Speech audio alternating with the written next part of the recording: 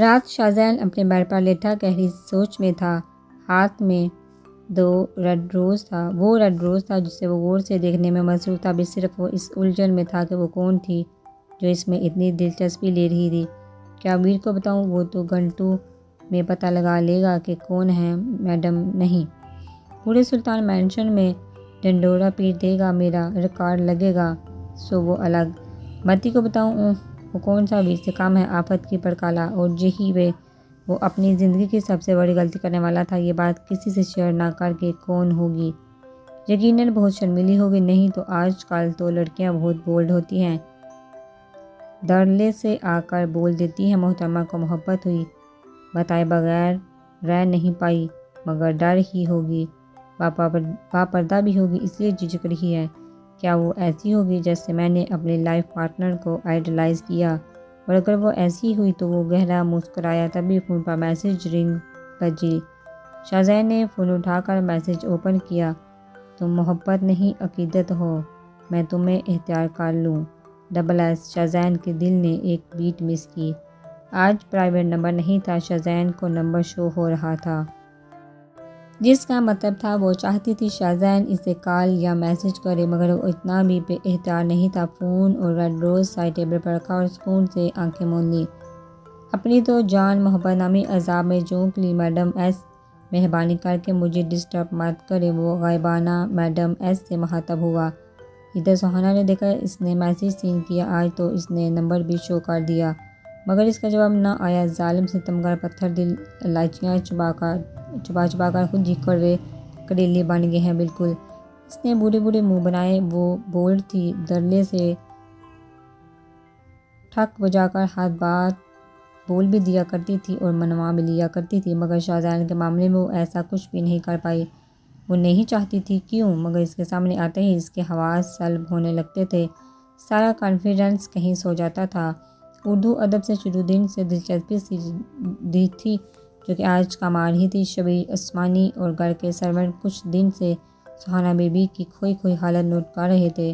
وہ سمندر کی طرح شانت تھی، مگر کوئی نہیں جانتا تھا یہ طوفان کے آنے سے پہلے والی خاموشی اور سکون تھا۔ شبیر عثمانی ڈور لاک کے اندر داخل ہوئے، اپنی گلابی گڑیا کو آڑا ترچھا بیڈ پر لیٹا دیکھا تو بے فکر ہوئے۔ سہانا بی بی، کیا بات ہے؟ طبیعت تو ٹھیک ہے میری ڈال کی؟ اپنے پاپا کی آواز پر وہ فوراً سیدھی ہوئی۔ جی پاپا، بالکل ٹھیک ہوں میں۔ چور کی داڑھی میں تنکا۔ بے اختیار ہی فوراً اپنا فون اٹھا کر سائڈ درار میں رکھا۔ چلو پھر کھانا کھاتے ہیں اپنے سے۔ شبیر عثمانی نے آگے ہاتھ بڑھایا کیونکہ رات کے اس پہر بھی وہ بھوکی تھی اور ابھی تک کھانا نہیں کھایا تھا۔ سہانا نے اپنے بابا کا ہاتھ تھامے باہر نکلی۔ صبح وہ جانے کے لیے بالکل ریڈی تھے، سبھی نے ایئرپورٹ سیاح کرنے آئے تھے۔ شاہزین بھی آج یونی نہیں گیا تھا بالکل، بلکہ اپنی فیملی کے ساتھ تھا۔ پلوشہ اور ہبا نے بڑا حوصلہ کیے رکھا اور شانت رہی کہ ان کے بچوں کا دل خراب نہ ہو۔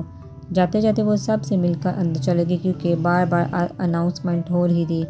اسعد اور نمیرہ الگ سے بیٹھے تھے پلین میں۔ وہ سب انہیں سیاہ کر کے واپس آ گئے، مگر آ کر ہبا نے جی بھر کر براس نکالی کہ اس چادر کو اسے سنبھالنا مشکل ہو گیا۔ پری بھی چھپ کر رو رہی تھی، مگر ویر نے اسے سنبھال لیا کیونکہ وہ یہ کہہ کر نکلے تھے کہ مشن پورا کیے بغیر واپس نہیں لوٹنے والے۔ سفر کافی تھکا دینے والا تھا، مگر وہ اپنی منزل پر پہنچ گئے، اس سے آگے بھی انہیں سفر کرنا تھا۔ سہانا کی پیدائش کے چند سال بعد ہی ان کی عزیز از جان بیوی مبارک کا انتقال ہو گیا۔ شبیر احمد تو سیاست میں مصروف ہے اور سہانا گورنر کے ہاتھوں میں پل کر بڑی ہوئی۔ ماں کی کمی، باپ کی بے توجہی نے اس کی شخصیت کو مسخ کر رکھا تھا۔ کہ کمیاں تھیں اس کی شخصیت میں جن کا شبیر احمد کو اب احساس ہوا، مگر اب بہت دیر ہو چکی تھی۔ اب تو دعا ہی کی جا سکتی کہ اس کی زندگی میں کچھ ایسا ہو جو اسے سدھار دے۔ ایڈمیشن یونی میں وہ کروا چکے تھے اور آج اس کا فرسٹ ڈے تھا۔ شبیر نے آ کر اس کا ہاتھ روکا۔ سہانا بی بی، یہ کیا طریقہ ہے؟ لہجے میں نرمی تھی۔ پاپا، میرا یونی کا فرسٹ ڈے ہے اور انہوں نے مجھے لیٹ کروا دیا۔ وہ غرائی، ایک تو بریک فاسٹ اتنی لیٹ دیا، اوپر سے اتنا یوز لیس، تو اس کی یہی سزا تھی۔ اوکے فائن، میں اپنی ڈال کو اس کی پسند کا بریک فاسٹ بنوا کر دیتا ہوں۔ ادھر آؤ فہمیدہ، یہ سب صاف کرو، اور جو بی بی نے کہا بالکل ویسا بریک فاسٹ بنوا کر لاؤ۔ یونی کے گراؤنڈ میں وہ تینوں مگن سے بیٹھے تھے۔ 2-3 تھے اسائنمنٹ سبمٹ کروانے کے لیے۔ شاہزین تو بکس گنگال رہا تھا، جبکہ حمزہ اور فارس ہوش گپوں میں مصروف تھے۔ 2 بج چکے تھے، بس وہ نکلنے ہی والے تھے۔ انہیں استنبول سے انطالیہ آنا تھا۔ متی اور میرا کی تو ہڈی پسلی ہل چکی تھی۔ اس سفر سے آخر وہ منزل تک پہنچ ہی گئے، جہاں ان کے رہنے کے لیے آبادی سے قدرے ہٹ کر ایک کاٹیج کا پہلے سے بندوبست کر دیا گیا تھا۔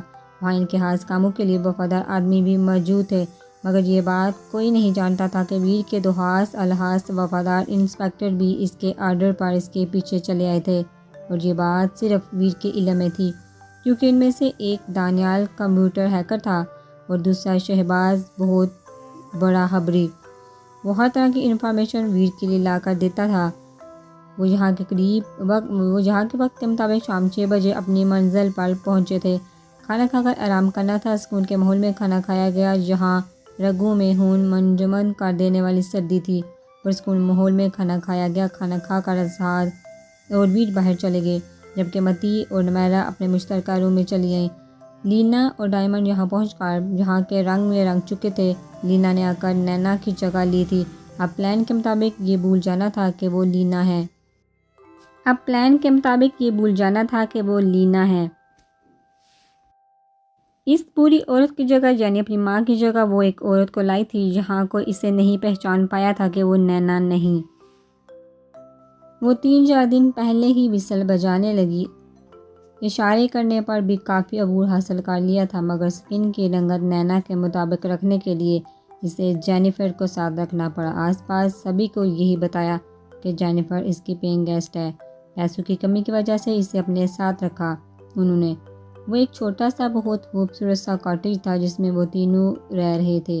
جب تک ان کا پلان کامیاب نہیں ہو جاتا اسے ڈائمنڈ سے نہیں ملنا تھا، نہ کوئی کانٹیکٹ کرنا تھا۔ ڈائمنڈ بھی عریش کے رنگ میں رنگ چکا تھا۔ وہ ایک ہوٹل میں ٹھہرا تھا اور بیچ پر کئی جگہوں پر ایز اے ٹور جان پہچان بنا لی تھی، اور پھر انہیں پتہ چلا کہ ان کا شکار جال میں پھنسنے کے لیے بہت قریب آن پہنچا ہے۔ صبح وہ بہت جلد ہی اٹھ چکے تھے۔ جب متی کو پتہ چلا کہ ویر کاٹیج میں نہیں ہے، اس نے فون کیا تو ویر سے پتہ چلا کہ وہ ایک آدمی کا تعاقب کر رہا ہے جس کی انفارمیشن اسے شہباز نے دی تھی۔ کچھ دور تعاقب کے بعد وہ گدھے کے سر سے سینگ کی طرح غائب ہو چکا تھا۔ ویر فی الوقت کے لیے واپس لوٹ آیا۔ کاٹیج میں پہنچ کر متی اسعد اور نمیرہ کے قریب آیا۔ فکر مند تھا، تم لوگ بہت الرٹ رہنا، دشمن بے حد چالاک مکار اور شاطر ہے۔ آج میں ایک آدمی کا تعاقب کر رہا تھا، بڑی آسانی سے مجھے ڈاچ دے گیا، وہ بیچ سائڈ گیا ہے۔ میں آج ایز اے ٹورسٹ پہنچ جاؤں گا، تم لوگ شہر میں پھیل جانا تاکہ اس کے بچ نکلنے کا کوئی چانس نہ رہ سکے۔ That's clear? Yes sir. پھر انہوں نے کھانا کھایا۔ اب تو محتربہ بھی فکر مند تھی، کیونکہ وہ جتنا آسان اسے سمجھ رہی تھی اتنا وہ تھا نہیں۔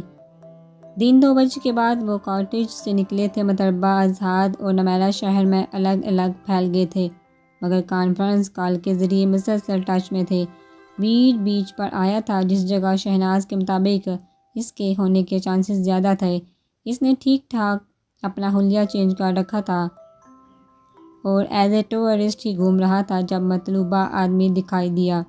وہ موجود بیچ کے ایک چھوٹے سے ریسٹورنٹ میں بیٹھا تھا۔ ویر اسی ریسٹورنٹ میں داخل ہوا۔ یہودی ہوٹل تھا۔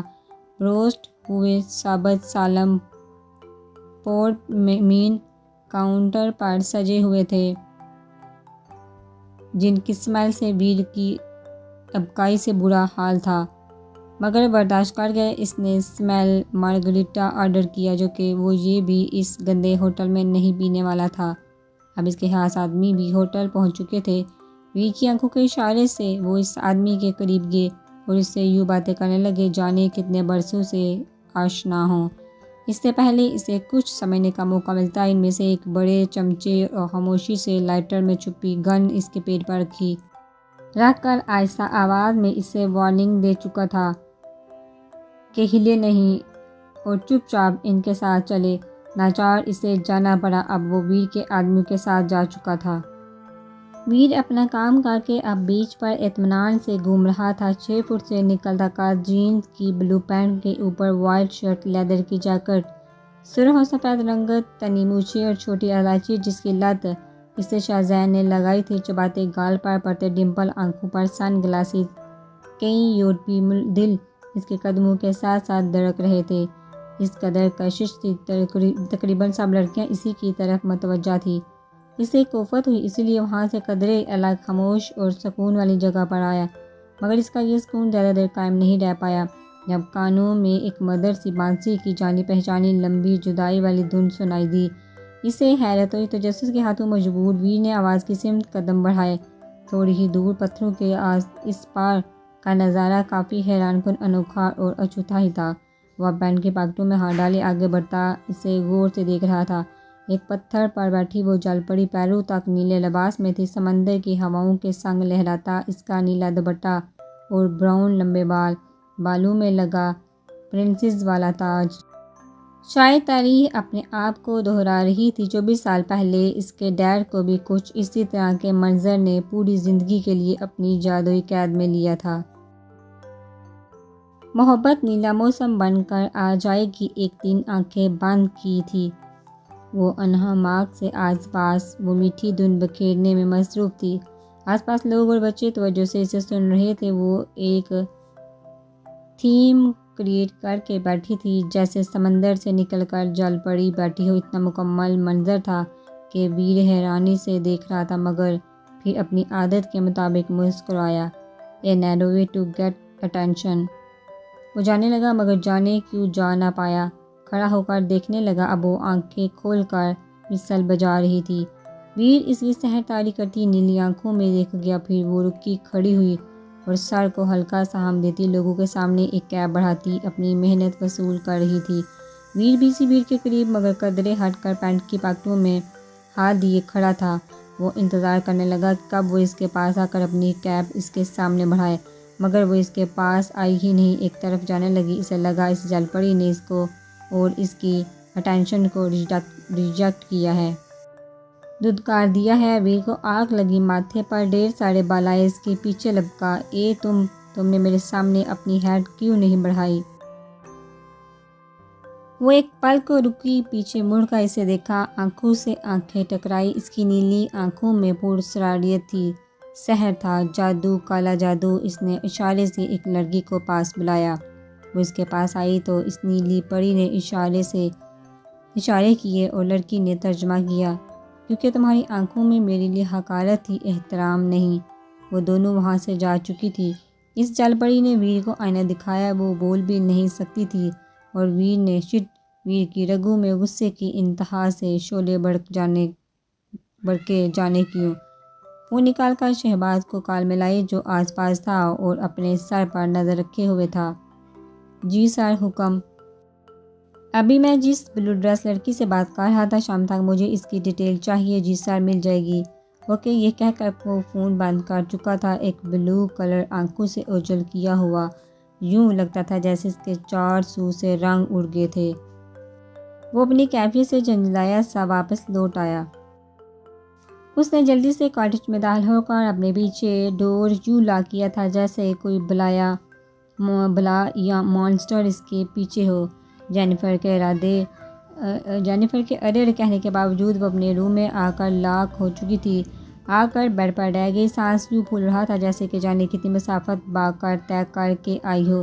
ماتھے پر پسینے کی ننھی ننھی بوندیں تھیں۔ اس نے غصے کی انتہا سے آنکھیں بند کر کے کنپٹیاں سہلائی اور فیس پیک میں گئی ہوا کیا تھا آخر؟ Hey you, why don't you put your head in front of me? اس وقت پلان کے مطابق وہ پیچھے مڑی تھی، مگر جب اس نے سامنے والے کی گہری کالی آنکھوں میں دیکھا، وہ زندگی میں پہلی مرتبہ گھبرائی، خوفزدہ ہوئی، اندر تک لرز گئی، تھر تھرا اٹھی۔ وہ تو کبھی اپنے شکار سے خوفزدہ نہیں ہوئی تھی، اس کے کانفیڈنس نے کبھی ایسا ہونے ہی نہیں دیا تھا۔ تو آج کیا ہوا تھا؟ وہ کیوں گھبرائی تھی؟ اس نے دماغ پر زور دیا۔ وہ بھول گئی تھی اس نے اشاروں سے اس سے خود بات کرنی تھی، اس سے ہائی ہیلو کر کے بے تکلف ہونا تھا، مگر وہ ایسا کچھ نہیں کر پائی، اور اس سے پہلے جب منٹنا کر کوئی غلطی کر بیٹھتی सटपटा कर कोई गलती कर बैठती। जेनिफर को मदद के लिए से बुलाया, फिर जेनिफर के पास समझाने पर वो फ़ौरन वहाँ से भाग गई जैसे वो इसे खा जाएगा। ये पाकी गेमर ऑफिसर, इसे तो मैं देख लूँगी। नैना ने दांत कचकचाए। मैं तो अपने शिकार से कभी नहीं डरती, तो आज क्या हुआ था? उफ, नैना पागल हो जाएगी। तभी दरवाज़ा धड़धड़ाया। वो उछल कर उठी। अब क्या क़यामत आ गई है? वो जना उठी। डोर खोला। जेनिफर इफ्ताहेज़ा अंदर दाखिल हुई। मैं गज़ब हो गया। बीच से वो इतनी पब्लिक में भी हमारे आदमी को उड़ा कर ले गया। व्हाट? नैना दाढ़ी। ये कैसे हो सकता है? इतनी पब्लिक में कैसे? मुझे नहीं पता, मगर वो अब कहीं नहीं मिल रहा। नैना बाहर लपकी। तुमने इसे समझाया था कि पकड़े जाने पर इसे क्या करना है? हाँ, समझाया था, जेनिफर ने कहा। इसके कपड़ों में एक ट्रैकिंग डिवाइस था। लोकेशन ट्रेस करवाओ। नैना को हाथ पाँव पड़ चुके थे। जी मैम। उफ, नैना ने सर पकड़ा। काफ़ी अंडर एस्टिमेट कर रही थी वो इस गेमर को। शिट, समझ आती हूँ, मगर भी देर से दाव पेच इसके। वो बाजी जीत लेता है मेरे चालाक होने तक। इसने आते साथ ही इसके सर पर दो दो बम फोड़े थे। एक तो इसे डराने का, दूसरा इसके आदमी को उड़ाने का। और अगर डायमंड को पता चल गया कि वो पहले ही कदम पर लड़खड़ा गई, तो मत्ती को ग्रीन सिग्नल मिल गया था कि वो आदमी हाथ लग चुका है। अब इसे वापस कॉटेज पहुंचना था। कुछ दूर चलने के बाद इसे महसूस हुआ जैसे इसका ताक़ब किया जा रहा है। पीछे मुड़कर देखा तो वो 3-4 देवहैकल काले हबशी थे। अब जबकि वो देख चुकी थी तो वो इसके जानब लपके। मत्ती भागी, क्योंकि पराया देश, लंबे चौड़े वो जिन, वो इनका मुकाबला नहीं कर सकती थी, और गन यूज़ करने के अभी इसे आर्डर नहीं थे। वो सर पर भाग रही थी जब किसी चौड़े चटाई सीने से बुरी तरह टकरा कर ज़मीन बोस हुई। इसकी आंखों के सामने दुनिया घूम गई थी। उफ, ये बंदा क्या खाता है? लोहे का है? वो जंजलाई। वो माथा सहलाया। मैम, आरजू के एक बारी सी मर्दाना आवाज़ पर वो चौंकी, फ़ौरन उठ बैठी। पीछे मुड़कर देखा तो वो हट्टे कट्टे पहलवान गायब थे, क्योंकि इनका काम बस यही तक था, यानी मर्दी को हरासा करने का। यस आई एम ओके, वो कहकर जाने लगी। सामने वाला काफ़ी देर से इस मासूम से चेहरे को गौर से देखने में मसरूफ़ था। यहाँ इस एरिया में अक्सर ऐसे चोर लटेरे घूमते हैं जो लूटते भी हैं और खवातीन के साथ है। क्या मैं आपको सही सलामत आपकी गाड़ी तक पहुँचा दूँ? मती पहले तो झिझकी, मगर इसकी मम्मा की बातों ने इसका कॉन्फिडेंस बुरी तरह ब्रेक कर दिया था। अगर तुम्हें कुछ हो गया, अगर तुम्हें कुछ हो गया, यही जुमले दिमाग में घूम रहे थे। इसीलिए अब इसने सामने वाले को सर उठाकर चूम कर देखा, क्योंकि वो काफ़ी साफ उर्दू बोल रहा था। चेयर फिर से निकलता कद, ब्लैक पैंट के ऊपर ब्लू बड्डी, सफ़ेद रंगत, बेतहाशा हैंडसम और डैशिंग। घबराइए नहीं मिस, मैं पाकिस्तानी हूँ, यहाँ टूरिस्ट हूँ, आपको सही सलामत गाड़ी तक पहुँचा दूँगा। ओके, मती ने कहा तो वो बड्डी में हाथ डाले इसके साथ साथ चलने लगा। मतरबा खामोशी रही। वो वक्तन फ़क्तन सर को हल्का सहम दिए बड़ी गौर से साथ चलती लड़की को देख लेता था। मेरा नाम अरेश ज़ुबैर है, और आपका? I am मतरबा। इसने धीमे से कहा। वो किसी अजनबी पर एतबार नहीं कर सकती थी, सो फिर खामोश होगी। वो गाड़ी तक पहुंच चुकी थी। खामोशी से गाड़ी में बैठी। थैंक्स फॉर द हेल्प, वो कहती सन से गाड़ी भगा चुकी थी। पीछे वो बड़े गौर से गाड़ी को दूर जाते देखने लगा।